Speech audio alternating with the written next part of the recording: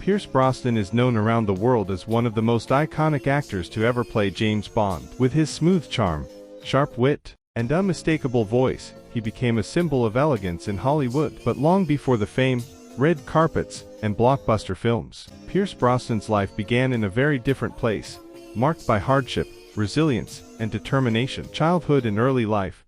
030 to 130. Pierce Brendan Brosnan was born on May 16, 1953, in Drogheda, County Louth, Ireland. His childhood was not an easy one. When he was just a baby, his father left the family, and his mother moved to London to work as a nurse to support them. As a result, Pierce was raised mostly by relatives, including his grandparents and later other family members. At the age of 11, Pierce moved to London to reunite with his mother. This move was challenging. He felt like an outsider and struggled to find his place. However, during his teenage years, he discovered something that would change his life forever.